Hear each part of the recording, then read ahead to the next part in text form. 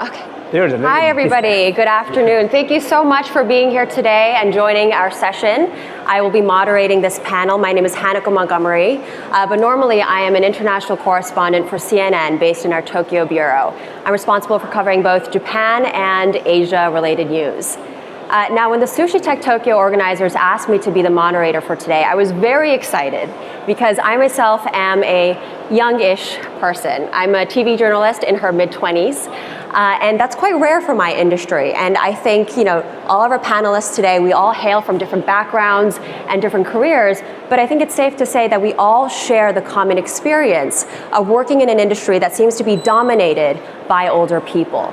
I think this is a global issue, something that we see across the world, but particularly in Japan, which we know is a super-aged society, and also historically where age has equated one's value, especially in the workplace. But despite those odds, all of our panelists here today have made a name for themselves in their respective industries, which further reaffirms, at least to me, that young people can be just as, if not more effective in creating change. So today we will hear from each of them about how they got to where they are today, some of the challenges that they currently face, and also what they envision for the future, both for themselves and for their communities. Thank you so much, everyone, for joining, and thank you very much to our panelists. So I'd like to start off today's session by first asking each of you to introduce yourselves briefly and talk a little bit about why you got into the industry that you're in today. Why don't we start with Ren here? Okay. Hello, everyone. My name is Uechi, founder and CEO of Solafune. Solafune is a Japanese verb for Starship. We are a space tech startup based in Tokyo, Japan. So we are building some satellite data tech to analyze satellite data and geospatial data. Actually, our platform is now using more than 100 countries. Then, actually, I just arrived in Tokyo today, so still jet lag. So I'm so sorry if I went to bed. It could be happen. I was born and raised in Okinawa and went to UC Berkeley as a student.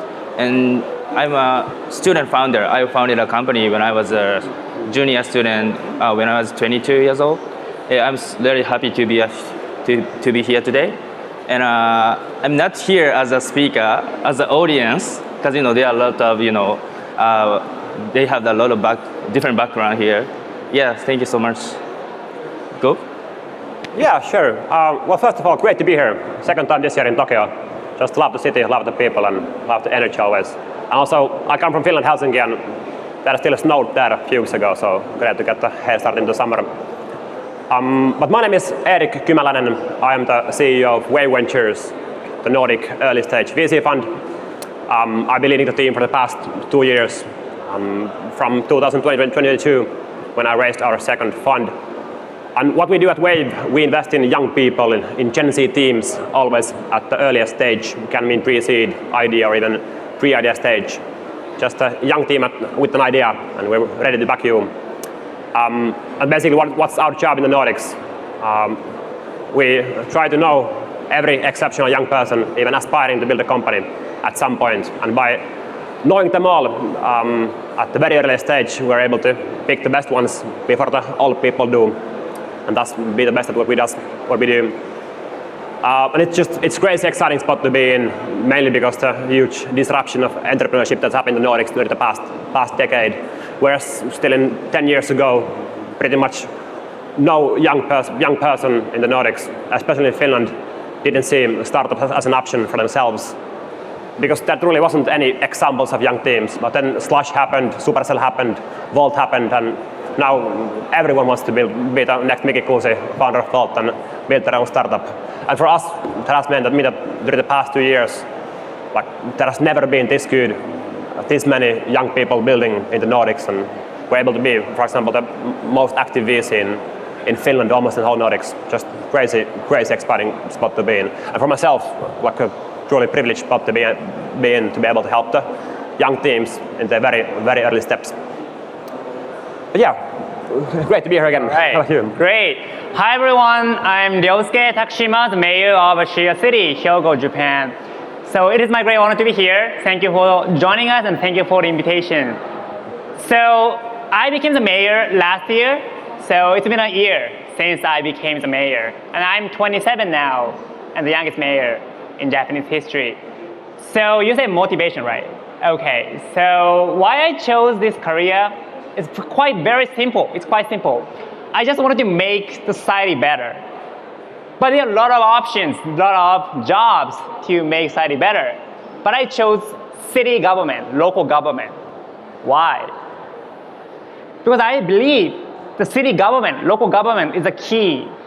Because the city is the closest to the citizens' lives. And for example, Asia, so we have around 100,000 people in our city. And our city budget is around $300 million, like 450億円. And we have 1,000 staff in the city hall. And we are professionals in solving local issues. And we are professionals of creating the future. And the city, since the city is the closest to the citizens, we can easily collaborate with citizens and engage citizens, including youth generation, younger generation, to plan the future of the city. So that is why I was interested in the city government and city local government. And that is why I chose this career. Thank you so much. I mean, it sounds like obviously you all come from different backgrounds, but you're all getting some kind of inspiration and you're being innovative in your respective fields. But where exactly do you find that inspiration in your day-to-day life? Ren. Inspiration. Okay. As I said, I was born and raised in Okinawa, which is really a small island, and most of my friends didn't go college. Actually, the rate of the going college is less than 30%, but I decided to go UC Berkeley.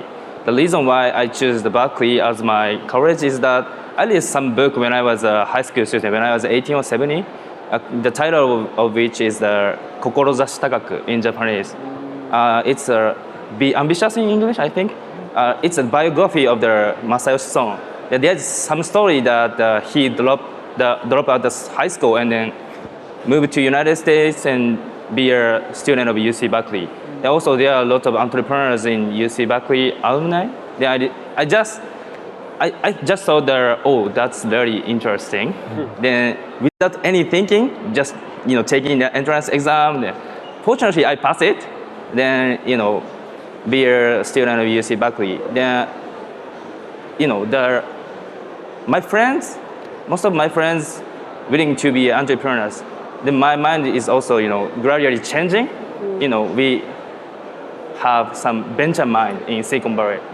Then looking back, I'm here. I don't know why I'm here today. I cannot predict I'm here today when I was a high school student or when I was a university student.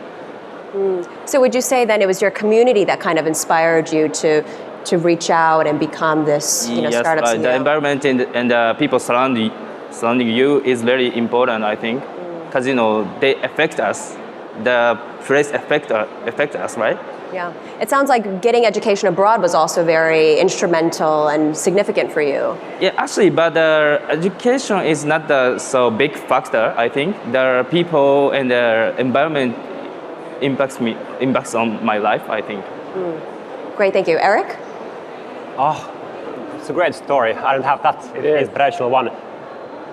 I guess, like in my mundane life and my everyday life, it's a bit different answer, but it's more about like where I get my hunger from, my inspiration from. It's about the feeling of behind back, or like the feeling of when you think that you have built something really cool and you have achieved something really cool, and then you meet someone who has done the same thing, like a bit better, a bit bigger, a bit earlier than you did. Like for example, a little bit of the competition, and it's kind of like inner thing. For example, like here with these guys, like damn, you have been doing some cool things, like just giving it the extra push of pushing myself forward. Maybe like not become a mayor in Finland, but like still, like it could be in the cards. Maybe Could be. And what about yourself, Ryosuke? Yes. Is it like inspiration for my career decision or my like daily work? Daily life. Daily life. Oh. Interesting. So I say like a real site visit is my like kind of philosophy. visiting the real site and talking with citizens and talking with friends and seeing the real world. That is my very important principle for my life. So I was in the U.S. when I was university student, and I entered Harvard in 2015, but graduated in 2022. So which means I was there for 7 years. So I actually took 3 years off during my college life. And actually what I did was traveling around the world to do a real site visit, like in Europe, in the US, in Asia. So I studied renewable energy in my university. It's engineering, and I studied engineering in university. And then I realized, I actually wondered how my study is connected to the real world, real society. So I wanted to find a key to how these two are connected. So that is why I started a real site visit. And today, during my career and during my job, I continue doing that. So in the first year of my term, I visited more than 350 real sites and talked with citizens and dialogue with citizens and got some hints for my job. I think that is the most important principle for my career. That kind of brings me to my next question. But in your visits, whether it was while you were at Harvard or when you were running for mayor and successfully won, was there a moment when your mindset changed completely? I mean, did an entire 180? Yes. So I think 3/11. Do you guys remember 3/11? Of course you guys remember 3/11, right? So it's a huge earthquake. When huge earthquake hit Tohoku area. I was 14 years old then. And I was in Osaka. And I'd never been to Tohoku before. And I wish I had done something, but I couldn't. And then a year later, I firstly visit Tohoku with my friends, with my classmates. And visit the real site and talk with people who were evacuated, and more importantly, I actually talk with people in the same generation, like high school students, and I realized they actually did something for their hometown. So I thought I couldn't do something because I'm very young, but they're different. They tried to start something for their hometown. That was a very inspirational moment. And that is, I think, my first time to do something for local area, local hometown. I think that is connected. That will be connected to my current career. That is very inspirational. Thank you. And Erik, what about yourself? Was there a moment throughout your career, before even entering Wave, where it changed your mindset and thinking completely? Definitely so. Well, I guess there have been quite a few moments of those kind. But one of the bigger ones for me was when, as I said in my introduction, the whole startup ecosystem is quite young in Finland. 10 years ago, basically no young people wanted to build anything because, well, they just didn't think about it. There weren't any examples or role models or young people who would have done it before them. And it was although I was back then, I was curious about entrepreneurship and, of course, saw myself destined for great things and everything. But still, I followed the path that I saw in front of me. For me, it meant I applied for the best high school, and from them I ended up the best university of Finland. And in university, when everyone wanted to go to McKinsey and be a management consultant, I also wanted to go to McKinsey. Also, I went to McKinsey and spent there some time.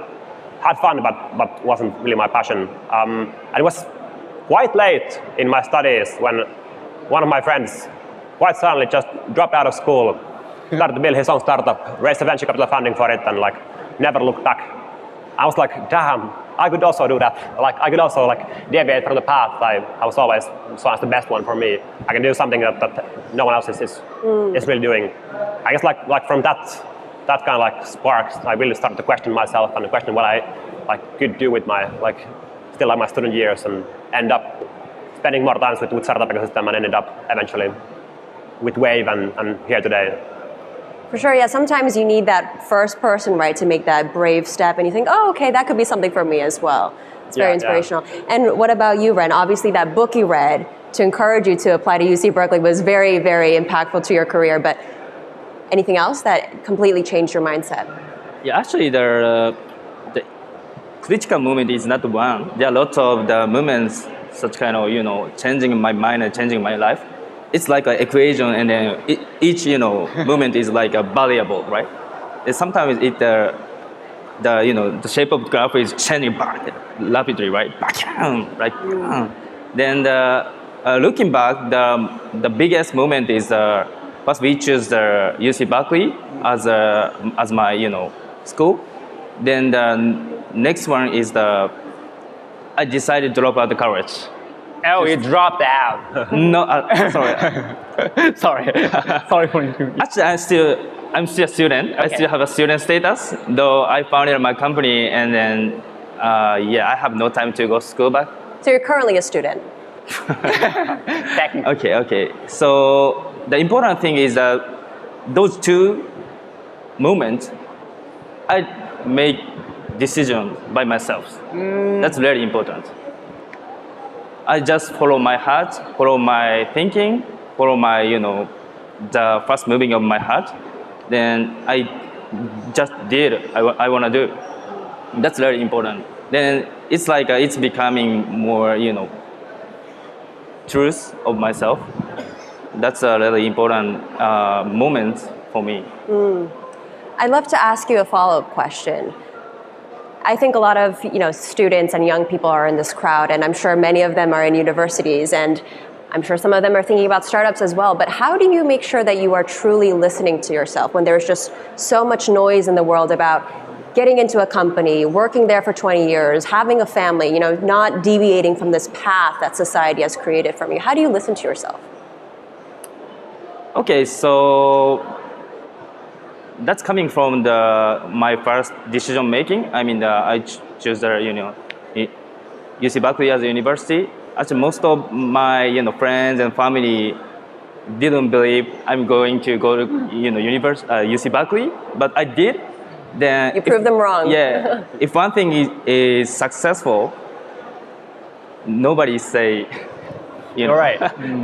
something to me. I Because see. if we do this, or I want to do this, let's go ahead. That's it.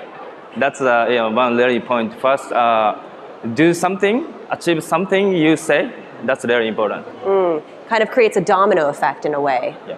Right, and it puts faith in you from other people. Right. Great, thank you. And given that you are all from different backgrounds and different careers, I would love to ask you some questions about your individual fields. Let's start with Ryosuke. As a politician, I'm sure you get your fair share of both public praise and some criticism. But can you share what is the most challenging feedback that you've ever received, and how maybe you changed that feedback into something for change, something of an improvement? Feedback from citizens or feedback Citizens, from... yeah. Okay, so that is before the election, so before I became the mayor. So I held some dialogue meeting, some small meetings with citizens and dialogue citizens and created my own policies. And then some citizens asked me very, very niche questions. And I couldn't answer properly. It's very niche question, but it's so important for him. But I didn't know that. So later I realized, city is as I said before, city is the closest to the citizen's life, which means city has a responsibility to enhance citizens' potential.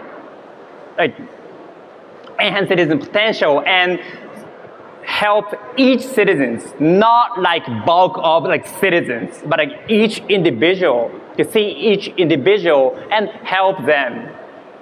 Not them, help everyone is a difference. So help everyone. And I think the work together is really important. So that is the main lesson when I talk with citizens. And after that, if I face some citizens who has an opinion, who has some how can I say, like something they're not quite doing well, and ask some questions. I try to answer from my personal opinion, and then I try to like talk with my colleagues, and then like help them with each other. I see. So that one lesson has translated for you as a current mayor to sort of listen to each and everyone's opinion and try to apply what you know, and then go back and see. Yes, so that is why, so we host dialogue meeting right now. Still, we host a dialogue meeting with citizens, and they are around like 20 or 30 citizens come together, and we sit down in a like circle. And from the city hall, only me join. So only me join and talk with each other. And so in the dialogue meeting, there are a lot of like, wide range of age, the wide range of age citizens actually join the session from like teenager to 80s. And that dialogue meeting creates a transformative shift. So you know, like Japan's like aging society, facing an aging society, and Asia as well. And around like 30% of citizens are over 65. And right now, we focus on like updating public education and investing for our children, like next generation. But it is crucial to get wide range of support, including the seniors, right?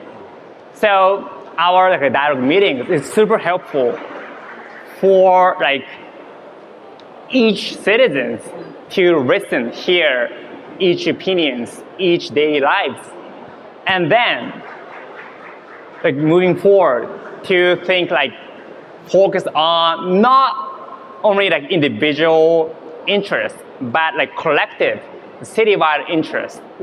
And then we reach it to approval for like, how can I say, like investing more for like next generation. Right, going through those layers, right, of communication. Thank you so much. Now, Erik, I would also love to ask you, something that I really admire about CEOs, and specifically startup CEOs, is their tenacity, right? Their courage and their belief that their idea is going to work no matter the obstacles that may face them. How do you personally overcome that fear of failure? Fear of failure. That's a great question. I guess like that's something we, like for example, we make so many decisions every day, like so many risk spots you're in, so that's something we discuss a lot with the team. I guess like I'm quite fearless person. I fear like quite rarely, and I guess it stems from like this kind of some level, like base level self-acknowledgement that I am where I am. Roller coasters. Sorry? Your love of roller coasters. Yeah. Of course, as well. We discussed this yesterday. This one, but like it's about something about like this, like when you, for example, when you're facing like a risky decision that like could include some part of fear, maybe. I guess it gets quite easy when you say to yourself that you're here for a reason. You're like facing this spot like because someone in the first place believed in you and like believed you to be the best person to make the call or like decide on something. For example, with Wave, like I try to trust that our investors have, for example, have believed in me for some reason, hopefully. So like whatever the situation is, I like stemming from that, I believe that I need to be the best person to also take the calls and face the consequences and like if I don't know, anyone else wouldn't either. So like no reason to fear. It's really helped me. It may sound a bit naive, but it really helps me in quite everyday life. So it sounds again that you rely on your community kind of to kind of absolve those fears. Is that correct? Yeah. That's so. Yeah, great, thank you. Now, Ren, Solofuna has started in Japan, right? But now your platform is available in over 100 countries, which is a massive achievement. And I think this is an issue perhaps that many people in our audience would also love to know. But how do you take your idea, do you think, to the global stage? What are those critical steps necessary to make it global? Yeah, actually I cannot predict what happening right now. So we started a company in Japan, and our first customers are the local government enterprises in Japan. And we noticed that there's a really small market in Japan. I mean, in terms of their satellite data solution. That's why we thought that we have to go outside Japan. Then our third full-time member is coming from African countries, DRC, Democratic Republic of Congo. He working as a poster on weekend. Then there's some ambassador in Japan is visiting church every week. Then they are asking some question, and they are they really want some advice from poster. They say that there are some problem that our resources like diamond, copper, cobalt are stolen by neighbor countries or something. We got something kind of request to use satellite data. Then actually we noticed that there is more market in Japan. So what we can say is that we can do it. We have the solution to that. Then go to DLC. Then we have some discussion with the Minister of Mining or Agriculture and Defense as well. Then we noticed that there is a big market. So in summarize, we have to do that, to make our business growing. It's sort of out of demand. So when did that start though for you? Because obviously it started in Japan, but it became more and more global. When did you notice the pace kind of picking up? Actually, I have some, willingness to go global. When I founded a company, though, it's very hard. I mean, it depends on the business and depends on the situation, depends on the background we have.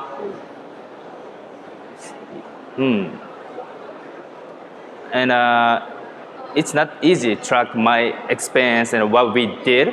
I mean, for the other, entrepreneurs or for other youngers. So we are really rare case. So yeah, just what I have is some ambition to go global. So I wonder if that's maybe the first step for maybe young startups and young CEOs to kind of have that ambition to go global and then see where the demand is necessary and fill that demand. Would you say that's something along the lines? Agree? Could you repeat your question again? Sure. So I think for maybe young startups and young CEOs in the audience, maybe some of the lessons that they can learn from your experience is that first you have to have that desire to go global, and then you start filling those demands, you start filling those needs, right? So your experience with the Democratic Republic of Congo, right? There was a demand, and you filled that demand. Yeah, I think if I was 22 years old or under 25 years old, I'd go global. Do nothing for just for Japanese market.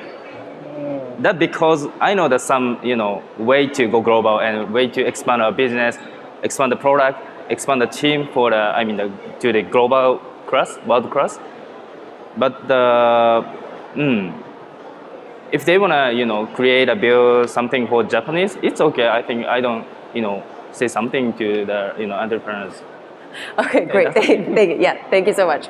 Now, something that I want to ask all of you, because you're all in fields, right, that kind of look at both the present but also the future, right? You have some sort of say in how the future develops.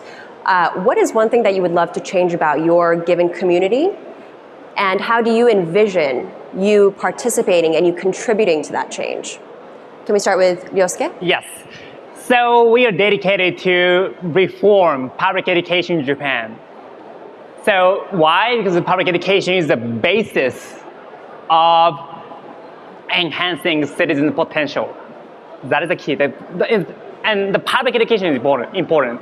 I mean, in some cases, there are some unique schools, like private schools in Japan, but not so many in public education. So in Asia, we have 8 elementary schools and 3 junior high schools, and we started dialogue with students and dialogue with teachers and with parents and also local people, local citizens, and share the same vision.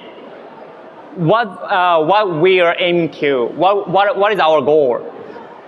And as a mayor, I cannot control the unique contents of education. It's prohibited, but I can set a goal or a vision. So last August and last year, we set a goal or vision, the educational vision in Asia, and share that vision with like students, teachers, and local citizens. What specifically is that vision? So we wanted to foster environment where students can learn in the way that suits them best. So it's a little bit difficult in public education because, in a classroom, there is one teacher, and like 30, 40 students in a classroom. It's very difficult in the first sense, but it's changeable because there is an AI system. And I think it's better, it's time to change the role of teachers. Before, teachers is a role of like teaching something to students. Teachers know everything, and students know nothing. And teacher will transform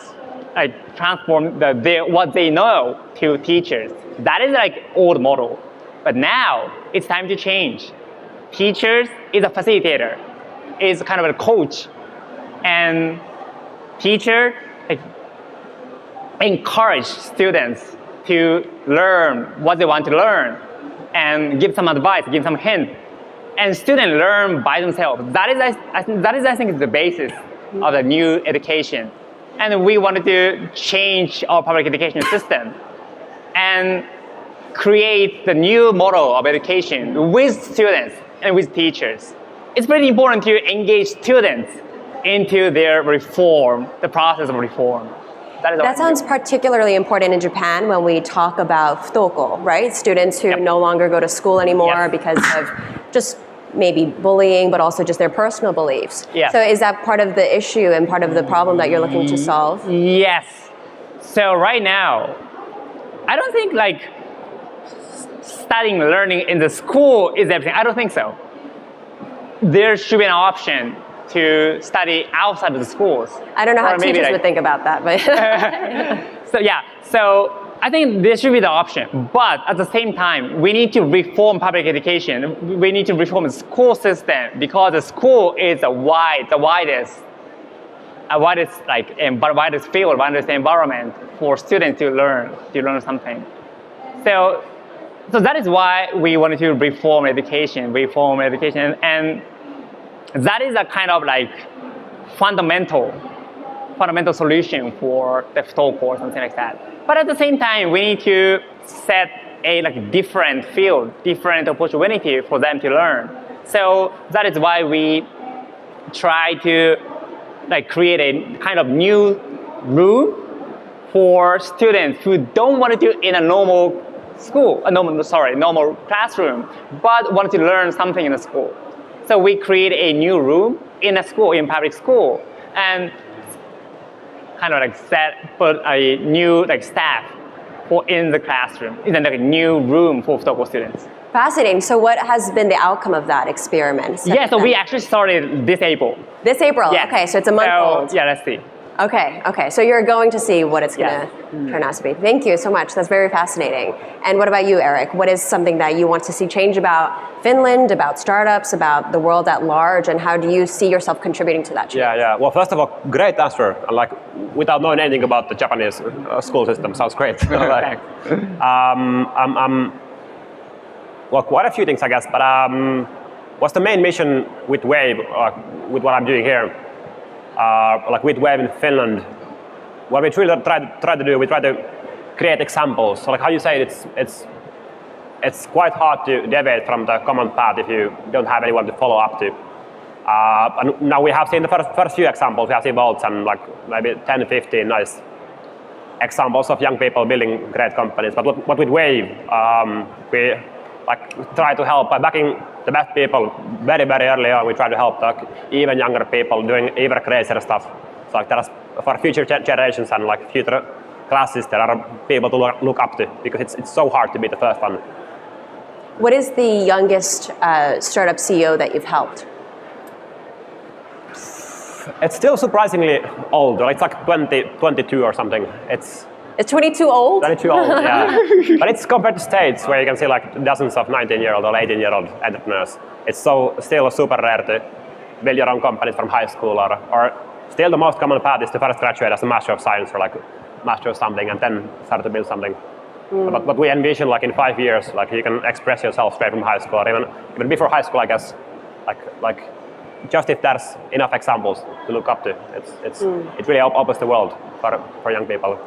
So then would you say the biggest roadblock for young startup CEOs is sort of that preconceived notion that they have to follow one specific path in Finland? Yeah, like even before founding, like even for myself, like even though I have been excited or interested in startups and entrepreneurship like for quite a while now, like even I didn't see it as a viable option for myself before like my close friends showed me that I can also do it. And like I was super much in the ecosystem. So like people outside the ecosystem who don't have close friends in Slush or Junction or in startups, like how they can know that it's possible for them to build if they don't have any role models in their social circles and in schools. And for example, outside Helsinki, for example, still in Finland, like out of the young people who raise VC funding, like 93% are from Helsinki and from one single school. So it's still like if you go outside Helsinki to Turku or Old Capital, like other bigger cities, it's still so young to ecosystem. Wow. And do you have any visions to kind of expand that to Japan as well, or are you sticking to? Definitely so. Like, in a few years maybe. Yeah, in a few years. Okay, great. And what about you, Ren? What is a change that you want to see, and how do you want to contribute to that? Okay, as a too old startup founder,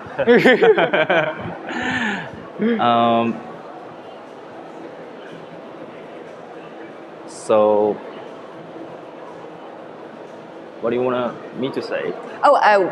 What is a change that you want to see within your community or within your industry, and how do you want to kind of contribute to that change? Okay, yeah, actually the community is very important. I mean, especially we can say startup ecosystem, young people ecosystem, because I was grown by the community when I was a UC Berkeley student. As I said, most important thing is not the education place. It's my opinion. The important thing is my friends, community, and the time we spend there. So yes, that's why what I want to do is that creating more strong community ecosystem of especially young startup founders. Because those community help me a lot. Also, I give some advice or some give tips to expand the business or our activity to global. I see. So kind of similar to Erik, you want that structure for other young people to follow their dreams. Not structure. It's just like a culture. Culture. Yeah, we can say it's culture. So we listen same music. Right, eating same food or something. So I cannot say it's like more strategic matter. It's more like a culture. Interesting. And do you want that to happen first in Japan and global, and then kind of wherever. Yeah. Fascinating. Thank you so much. So, given your young ages, you've all maybe young ages, from right? Perspective, old, yeah. Anyway.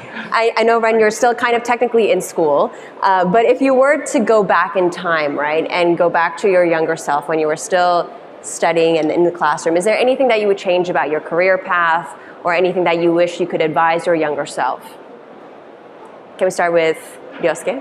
Me? Difficult. So I graduated from university 2 years ago, so it's pretty close. Well, but if I go back to my not teenager, before 10 years old,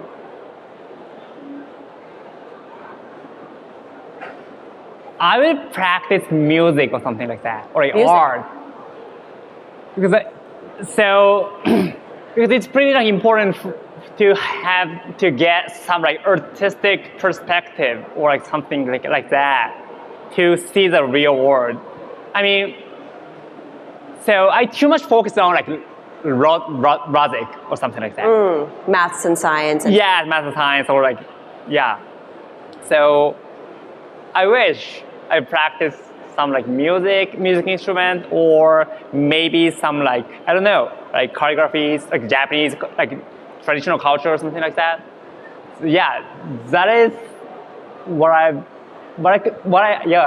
wish what I could done. Do you think that comes from your desire to be more involved in different fields that you aren't particularly a part of, or is it, your thirst, I suppose, for knowledge besides? I think anything will be fine, but it's important to like. I'm not sure how can I say it in English, but like deshiri, like how can I say it in English in deshiri? It's like I think it's Japanese. Like training, word. I suppose, Yeah. apprenticeship, kind of. Yes, like that. To like the master of like culture. Learning from a master. Yes. You think it's that process that you wish you had, learning from a master. Mm-hmm. Oh, interesting. Why is that? Why did you want that? Why? Because if I choose my own career right now, like if I choose to become a mayor, so the role of mayor is very wide. So we have like hospital, we have like, we have of course like welfare department. We also have like sport department. We also have a cultural department.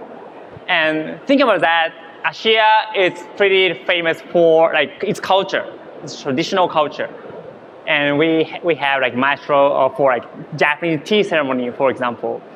And since that, if I choose like this job, I would say like I still wanted to get some like perspective of like art, like Japanese traditional art. Fascinating. I might join you with that. What about yourself, Erik? Yeah, well, I played some piano. I could have played some more piano, I guess. Some Mozart. But yeah, I guess I got to highlight the previous topic again.